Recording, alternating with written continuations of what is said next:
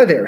I was asked to do an interview with a student who is doing a paper on conspiracy theories and something I've done a lot of research on. So I want to do it. The problem is that since I have a busy schedule and the student has a busy schedule, we're unable to figure out a time we can actually meet to do the interview. So I'm going to do the interview right here on on the YouTube live stream, an effort to save myself the effort of actually having to write down my answers to all these questions because they could get a little long. All right, so question number one was asked here: why do people believe in conspiracy theories? All right, so first off, I think we have to have a definitional issue. We have to define what we're talking about when we talk about conspiracy theories. And for me, what we're talking about here are beliefs that are untethered from reality or untethered from fact. That is, they don't have anything to do with whether or not something actually happened, but rather with what the individual wants something to have happened. So they don't have to do with what actually happened. And because of that, evidence doesn't really matter to them. You can't say, oh, well, here's evidence this conspiracy isn't true and expect someone's conspiracy beliefs to go away. So conspiracy theories in the American context generally fall into two categories. So your first category is partisan or motivated conspiracy theories. And these conspiracy theories someone believes in an effort to reduce cognitive dissonance. So cognitive dissonance is psychological theory going back to the 1940s, 1950s. The idea behind cognitive dissonance is that when people have to face the fact that they know something that they don't like, and it goes against something else that they know. So you've got two facts that don't fit. They either have to do one or two things. Either they have to adjust their affect, that is, decide they don't actually like one of the things in order to restore balance, or they have to adjust their beliefs.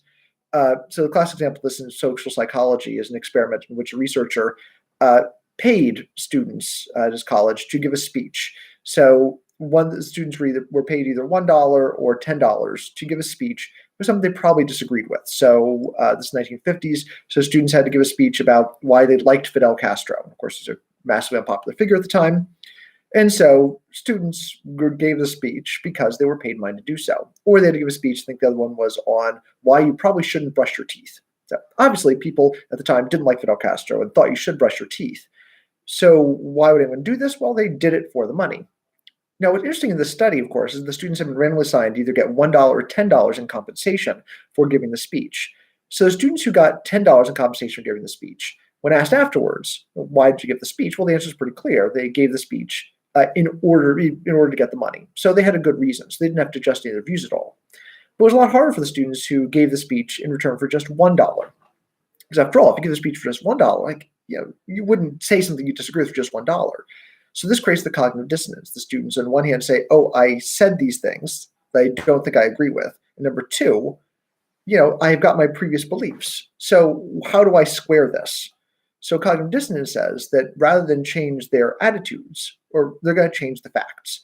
So in this case, what did they do? Well, they went back and said, well, as it turns out, I actually do kind of like Fidel Castro. So the people who had only been paid $1 actually adjusted their attitude, actually adjusted their opinions, changed the underlying facts, saying, well, it's not that the idea that I don't like Fidel Castro gave the speech, they're out of balance. So to balance it off, what am I going to do? I'm going to change the facts and say, oh, as it turns out, I actually do like Fidel Castro a little bit.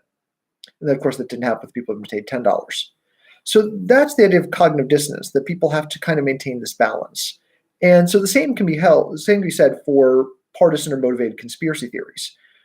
The idea here behind the partisan motivated conspiracy theories is that individuals dislike a candidate or dislike an individual or have beliefs about a law that they don't like or that they do like. And they're going to try and find reasons to justify those beliefs. So I decide I don't like Hillary Clinton, all right? But now I have to find a reason why.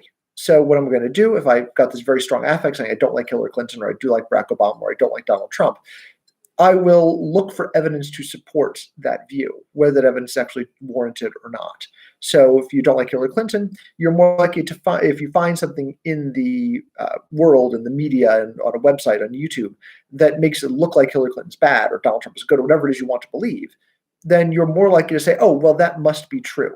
You're not going to be looking at it critically because your whole idea is, well, I want to justify the belief I already have. I'm going to look for evidence that allows me to justify that belief.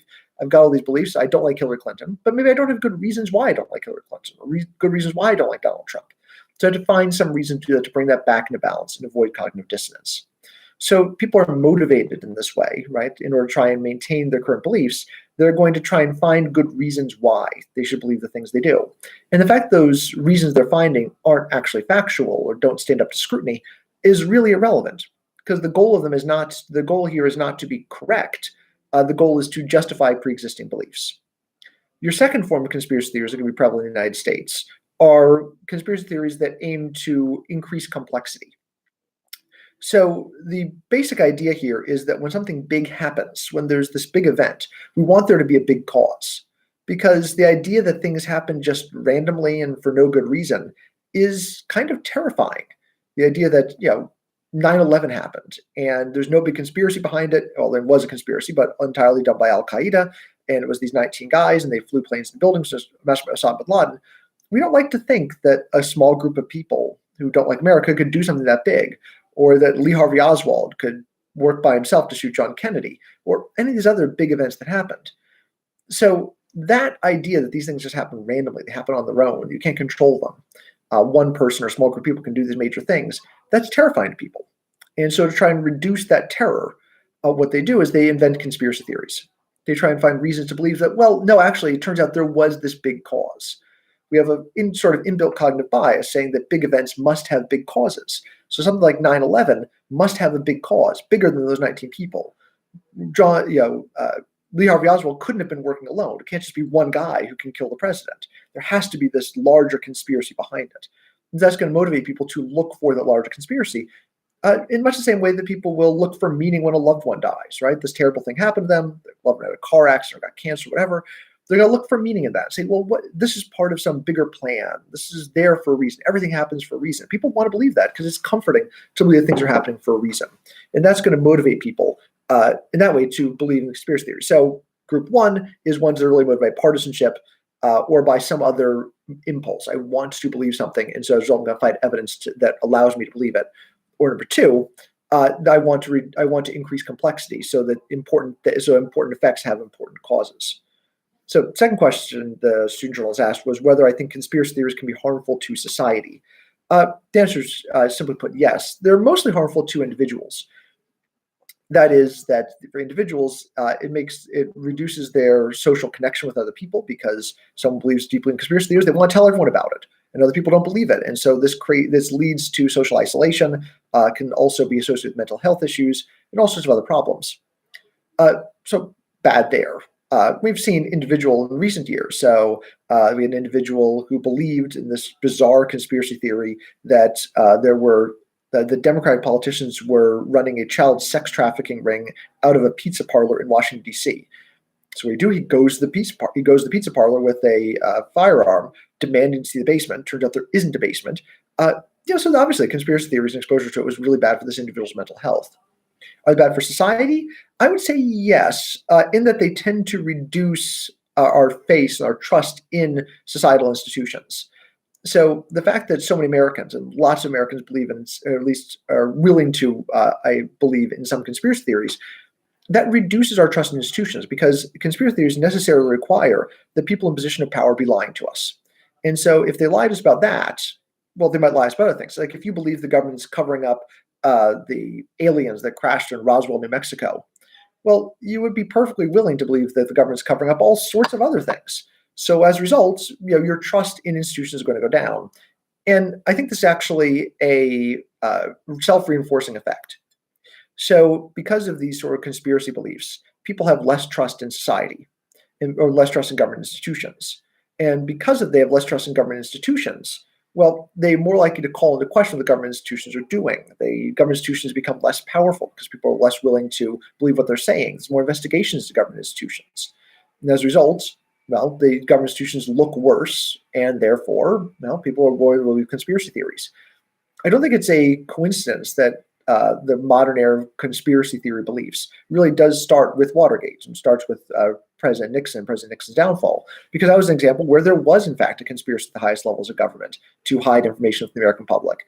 And it was about that time that people started talking about, aliens crashing at Roswell, and people calling into question the idea that Lee Harvey Oswald was the lone shooter in the Kennedy assassination. So these major conspiracy theories are a result of and a cause of decreased trust in the institutions of government. So next question is, to what extent do you believe the government should withhold information? Do you think the government hides too much information? So look, I think it's certainly the case. There's times when the government can and should withhold information from the public.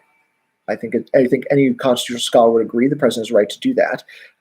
This actually wasn't always the case. If we go back to the early part of the republic in the 18th and early part of the 19th century, most of the time the federal government would actually publish on an annual basis a report about all their foreign activities.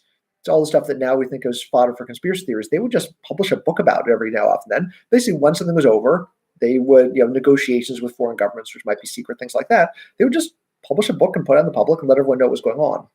So we weren't always keeping these sort of secrets, but there are plenty of times when negotiations with foreign governments, or if we're doing something within the country where knowing about it could endanger something that's important to public safety, yeah, it makes absolute sense for the government to keep that secret.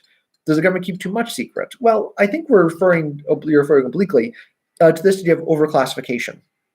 So a lot of government officials have the ability to classify documents as being secret or top secret or top secret with additional clearance required, or top secret compartmentalized. There's lots of these different ways you can classify information, and a lot of the information that gets classified is actually in the public domain.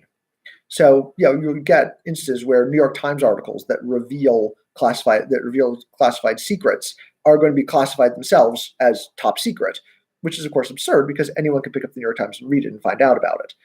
So the government does have an overclassification problem because it's very easy to classify a document. It's actually very hard to unclassify the document. You have to have someone go through and review each of these documents, see, okay, does this have to be classified or not? And that's a process actually government officials are required to undergo.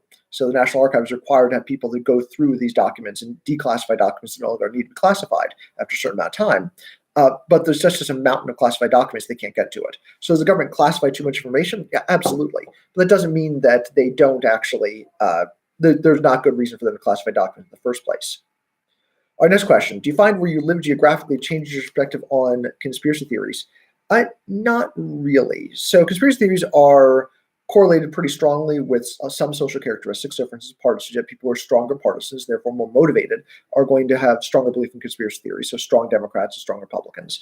We also find that among individuals who have less trust in government in general, there's going to be greater belief in conspiracy theories. So for instance, African Americans, for good reason, are more likely to believe in conspiracy theories because they have lower levels of trust in government, because there have been times when the government actually was conspiring to carry out experiments on African Americans. So they can't be blamed for thinking that might actually happen at some point. The government might be up to that now. So geography doesn't play that big a role in it, except to the extent that it's explained, that variance in geography is explained by partisan groups or racial groups. Last question, how has your own personal experiences impacted your perspective on conspiracy theories? I gotta say, I'm not sure it really has. I certainly have lots of relatives and lots who espouse conspiracy theories. And since I'm a political psychologist and political scientist, I study these things. I do get people asking me, like, well, what about this? And it's kind of like a dermatologist at a dinner party. Like, everyone wants to show you their mole, get your idea of what's going on with that. So what's the problem with this? My personal experiences, I can see how it does really lead people astray, how people do wind up rejecting all sorts of information, acting very irrationally, and really being unable to have a reasonable conversation about important events of the day because they're so tied up in these conspiracy theories. So it becomes ironic that people who are very deeply invested in conspiracy theories actually spend all this time and effort thinking about important issues and wind up knowing less than other people wind up knowing. Because if, of course, you're spending all the time worrying about conspiracy theories, you're not really worrying about the real major important issues that are coming forward in our society. All right. Hope that does it for the questions that you had. Thank you very much. And let me know if you need to talk about anything else.